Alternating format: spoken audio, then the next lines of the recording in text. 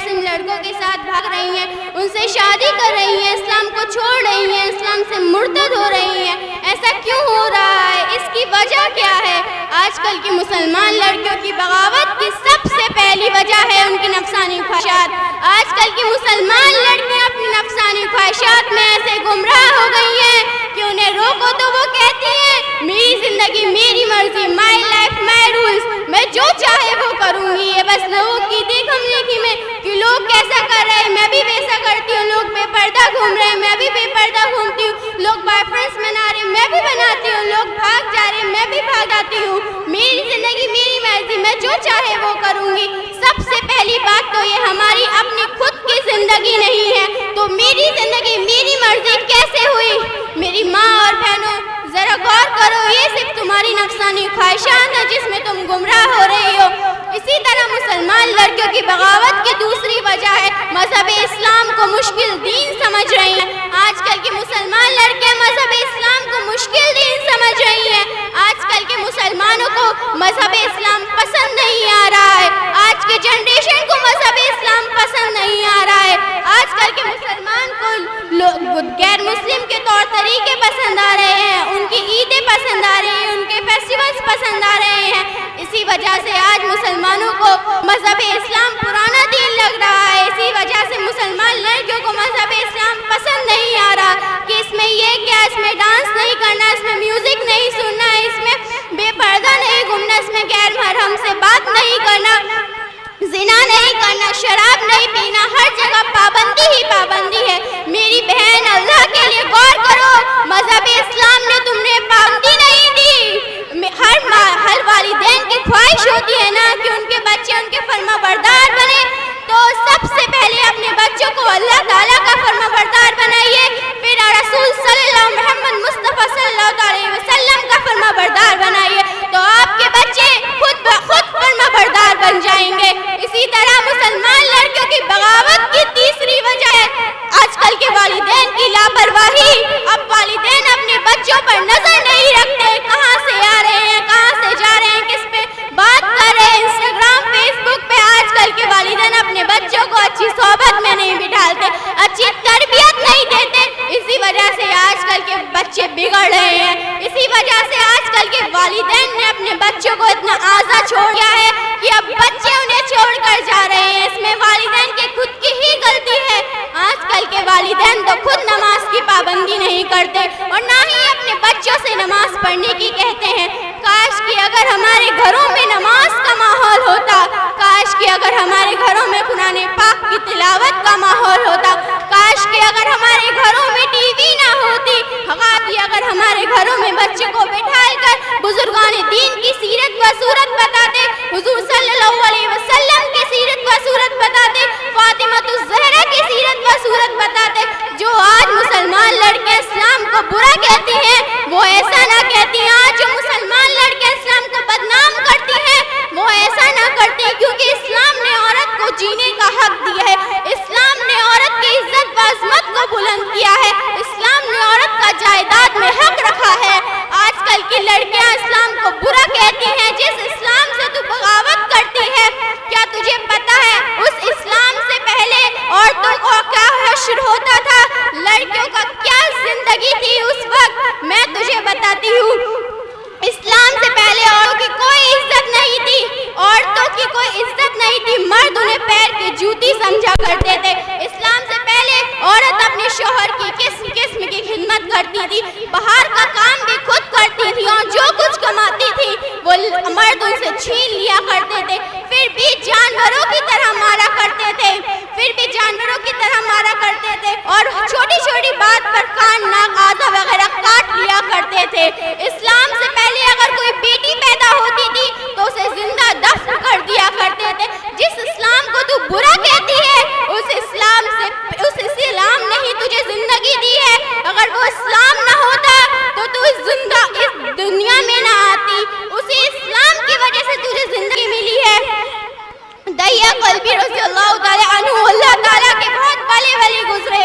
एक बार ये इतने खूबसूरत थे, इनका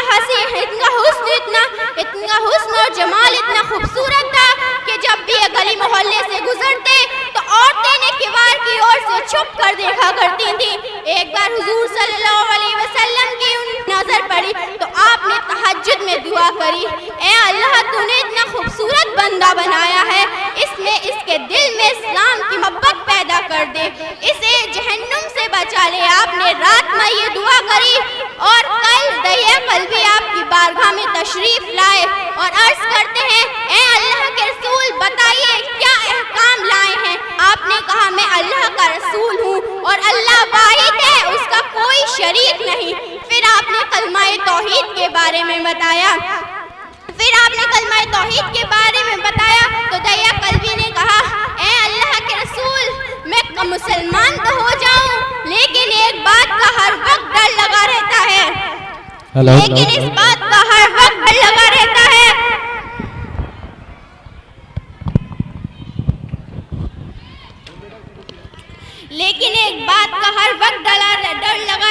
کہ میں نے ایک گناہ ایسا کیا ہے جو تمہارا اللہ کبھی معاف نہیں کرے گا۔ آپ نے پوچھا ایسا کون سا گناہ کیا ہے تو نے؟ تو آپ نے دیا قلبی نے کہا کیونکہ میں قبیلے کا سردار ہوں تو میرے یہاں اگر کوئی بیٹی پیدا ہوتی ہے تو اسے زندہ دفن کر دیا جاتا ہے، کیونکہ میں قبیلے کا سردار ہوں اس لیے میں نے خود 70 گھروں کی بیٹیوں کو زندہ دفن کیا ہے۔ آپ کا اللہ کبھی مجھے معاف نہیں کرے گا۔ تبھی حضرت جبریل علیہ السلام تشریف لاتے ہیں اور کہتے ہیں اللہ سلام کہتا ہے اور اس سے تو جو ہوا سو ہوا، لیکن آئندہ سے ایسی غلطی کبھی نہ کرنا، ہم نے تجھے معاف کیا۔ پھر یہ بات سن کر دیا قلبی رونے لگے۔ آپ نے پوچھا اب کیوں روتے ہو؟ اللہ نے تو تمہیں معاف کر دیا ہے۔ تو آپ نے کہا، دیا قلبی نے کہا میں نے ایک اور گناہ ایسا کیا ہے جو اللہ کبھی معاف نہیں کرے گا۔ آپ نے پوچھا ایسا اور کون سا گناہ کیا ہے تو نے؟ آپ نے کہا یا رسول اللہ مجھے ملک سے کسی کام سے باہر جانا پڑا جب میری بیوی پیٹ سے تھی۔ میں نے اسے سمجھایا کہ اگر بیٹا پیدا ہو تو اچھی سی پرورش کرنا، لیکن اگر بیٹی پیدا ہو تو اسے زندہ دفن کر دینا۔ اور جب میں بہت عرصے بعد لوٹا اور میں نے دروازہ کھٹکھٹایا تو ایک چھوٹی سی بچی نے دروازہ کھولا۔ اس نے کہا میں اس گھر کے مالک کی بیٹی ہوں۔ میں یا رسول اللہ جانے میرے منہ سے کیسے نکل گیا کہ تم اس گھر کے مالک کی بیٹی ہو، تو میں اس گھر کا مالک ہوں۔ یہ بات سن کر وہ بچی پیروں سے لپٹ گئی اور کہنے لگی ابا جان آپ آ گئے، میں آپ کے روزانہ امی سے پوچھا کرتی تھی، آپ آ گئے۔ میں نے اس بچی کو دھکا دیا اور اندر بیوی کے پاس گیا اور پوچھا یہ بچی کون ہے؟ تو بیوی رونے لگی اور کہا دہیا یہ تمہاری ہی بچی ہے۔ میں نے یہ بات سن کر سوچا کیونکہ میں قبیلے کا سردار ہوں، میں نے 70 گھروں کی بیٹیوں کو زندہ دفن کیا ہے اور میں اپنی بیٹی کو ماروں گا تو لوگ باتیں بنائیں گے کہ اس نے ہماری بیٹی کو تو مار دیا لیکن اپنی بیٹی سے محبت کرتا ہے۔ یا رسول اللہ وہ بچی کا حسن و جمال اتنا خوبصورت تھا کہ کبھی کبھی من لگتا اسے سینے سے لگا لوں، لیکن پھر سوچتا لوگ کیا کہیں گے؟ لوگ کہیں گے اپنی بیٹی سے پیار کرتا ہے، ہماری بیٹیوں کو تو اس نے مار دیا۔ اس لیے میں نے اپنی بچی کو تیار کرایا اور گھر سے نکلا تو بیوی پیروں میں گر گئی اور کہنے لگی دہیا یہ تمہاری ہی بیٹی ہے، اسے نہ مارنا۔ میں نے اپنی بیوی کو اندر دھکا دیا اور آگے گھر سے نکل گیا۔ رستے میں وہ بچی مجھ سے پوچھنے لگی ابا جان ہم کہاں جا رہے ہیں؟ یا رسول اللہ میں اس کے سوال کا کوئی جواب نہیں دے رہا تھا۔ اس بچی بار بار سوال پوچھ رہی تھی لیکن کوئی جواب نہ ملنے پر وہ چپ ہو گئی۔ پھر آگے بڑھتے کسی جگہ پر انہوں نے اس بچی کو بٹھا دیا اور اس کی قبر کھودنے لگے۔ آپ کو اتنا سخت دھوپ میں کام کرتے دیکھ اس بچی کھڑی ہو کر آئی اور اپنے گلے میں چھوٹے سے دوپٹے سے آپ کا پسینہ پوچھنے لگی اور کہنے لگی اے ابا آپ اتنی دھوپ میں کام کیوں کر رہے ہیں؟ یہ گڈھا کیوں کھود رہے ہیں؟ ذرا چھائے میں آ جائیے۔ لیکن میں نے اس کی بات کی طرف کوئی غور نہیں کیا اور جیسے ہی قبر کھد گئی میں نے اسے قبر میں دھکا دے دیا اور اس کے اوپر مٹی ڈالنے لگا۔ اس بچی کو پتہ چل گیا یہ باپ میرا ظالم ہے۔ اس نے اپنے دونوں چھوٹے چھوٹے سے ہاتھوں کو جوڑ کر کہا ابا جان اگر آپ کو میری شکل پسند نہیں تو میں آپ کے سامنے کبھی نہ آتی، اگر آپ کو میری آواز پسند نہیں تو آپ سے کبھی نہ بولتی، اگر آپ کو میں نہیں پسند تو آپ کے سامنے کبھی نہ آتی، لیکن مجھے ایسے نہ مارے، ابا جان کو رحم کرے، لیکن یا رسول اللہ مجھے اس پر تھوڑا سا بھی ترس نہ آیا، اور میں نے جب مکمل ہو گئی اب بس سر باقی رہ گیا تو اس بچے نے توجہ دی اور کہا اے میرے مالک، مجھے سنا ہے کہ تیرا ایک نبی آنے والا ہے جو لڑکیوں کی عزت عظمت کو بلند کرے گا، جو لڑکیوں کی عزت و عظمت کو بڑھائے گا، اور پھر میں نے اسے پورا دفن کر دیا۔ یا رسول اللہ، دیا قلبی اس واقعے کو بتاتے بتاتے اتنا رو رہے تھے، اور حضور صلی اللہ علیہ وسلم بھی اتنا رو رہے تھے اس واقعے کو سن کے کہ ان کی داڑھی مبارک ان کے آنسوؤں سے گیلی ہو گئی تھی۔ آپ نے کہا اے دیا یہ واقعہ دوبارہ سناؤ۔ آپ نے اسی طرح یہ واقعہ 3 مرتبہ سنا، اور جتنے بھی وہاں پر صحابی بیٹھے تھے انہوں نے کہا اے دیا یہ واقعہ کیوں سناتے ہو جس سے حضور صلی اللہ علیہ وسلم کو رونا آتا ہے؟ تبھی حضرت جبریل علیہ السلام تشریف لاتے ہیں اور کہتے ہیں اللہ سلام کہتا ہے، اللہ نے تمہارا یہ گناہ بھی معاف کر دیا، لیکن آئندہ سے ایسا کوئی گناہ نہ کرنا۔ میری ماں اور بہنوں ذرا غور کرو، وہ تو ایک رسول تھے، وہ اللہ کے رسول تھے، انہوں نے ظلم کیا لڑکی بچی پر، لیکن وہ اسلام سے پہلے تھا، اسلام کے بعد انہوں نے کبھی ایسا نہیں کیا۔ لیکن آج کل کے لوگ تو اسلام قبول کر بھی اپنی بیویوں پر ظلم کرتے ہیں، اپنی بیٹیوں پر ظلم کرتے ہیں، کیا انہیں شرم نہیں آتی؟ وہ اسلام قبول کر بھی ایسی حرکتیں کرتے ہیں۔ وہ تو صحابی رسول جو اسلام قبول نہیں کیا تھا انہوں نے کرا اور پھر بھی وہ اس کا اتنا غم مناتے رہے، لیکن آپ تو اسلام قبول کر بھی ایسا کرتے ہیں، پھر بھی آپ کو کوئی غم نہیں لگتا، آپ کوئی بھی غم نہیں مناتے۔ ساسا بن ناجی رضی اللہ تعالیٰ عنہ یہ بھی اللہ تعالیٰ کے بہت بڑے ولی گزرے۔ ایک بار اللہ تعالیٰ کی بارگاہ میں عرض کرتے ہیں یا رسول اللہ اگر کوئی شخص اسلام سے پہلے نیک عمل کرتا ہے تو کیا وہ رب کی بارگاہ میں قبول ہوتا ہے؟ تو آپ نے کہا بات بتاؤ، آخر بات کیا ہے؟ تو ساسا بن ناجیہ نے کہا یا رسول اللہ میری 2 اونٹنیاں جو 10 مہینے کی حمل سے تھی وہ کھو گئی، تو میں اس کے حمل سے تھی وہ کھو گئی تو میں نے ڈھونڈنے کے لیے دوسرے قبیلوں میں گیا، ایک اونٹ پر بیٹھ کر دوسرے قبیلوں میں ڈھونڈنے گیا تو میں نے ایک بوڑھے شخص کے یہاں اپنی دونوں اونٹنیوں کو پایا۔ میں نے اس بوڑھے شخص سے کہا یہ دونوں اونٹنیاں میری ہیں۔ اس بوڑھے شخص نے کہا اگر یہ تمہاری اونٹنیاں ہیں تو لے جاؤ، میرے اونٹوں کے ساتھ آ گئی تھی۔ تبھی یہ گفتگو ہو رہی تھی کہ ایک لڑکی آتی ہے اور کہتی ہے کہ آپ کے یہاں بچے کی ولادت ہوئی ہے۔ یہ سن کر وہ بڈھا خوشی سے جھومنے لگا، لیکن حیرت کی بات یہ ہے کہ رک کر ایک دم سے کہتا ہے کہ کیا پوچھ کر آؤ بیٹی پیدا ہوئی ہے یا بیٹا؟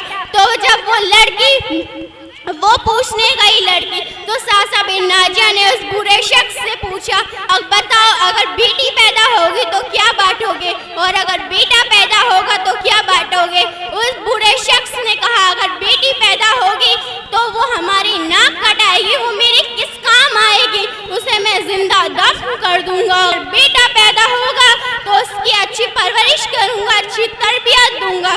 اتنے میں ہی وہ لڑکی اپنے ہاتھوں میں بچے کو لے کر آتی ہے اور کہتی ہے بیٹی پیدا ہوئی ہے۔ یہ سن کر وہ بوڑھا شخص غصے میں آ جاتا ہے، اس بیٹی کو گلا گھونٹنے جاتا ہے تو ساسا بن ناجیہ اس لڑکی کو چھین لیتے ہیں اور کہتے ہیں اس بچے کو مجھے دے دے۔ اس بوڑھے شخص نے کہا یہ میری بیٹی ہے، میں جو چاہوں وہ کروں گا اس کے ساتھ، میں تجھے کیوں تجھے؟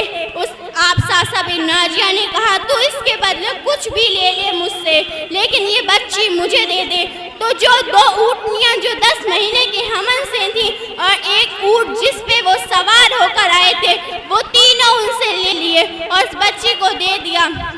اب وہ بچی تھوڑی بڑی ہوئی تو وہ آپ کی داڑھی میں ہاتھ ڈالتی، کبھی آپ کو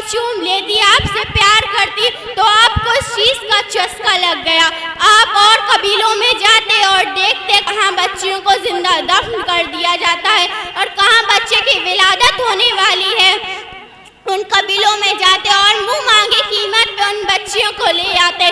اسی طرح آپ نے 350 بیٹیوں کی پرورش کی، اسی طرح آپ نے 350 بیٹیوں کی پرورش کی۔ تو یا رسول اللہ بتائیے کیا یہ میرا عمل اللہ کی بارگاہ میں قبول ہوگا؟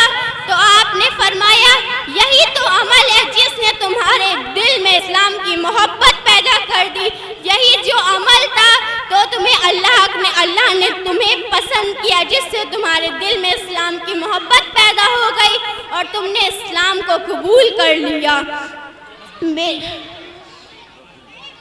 السلام علیکم۔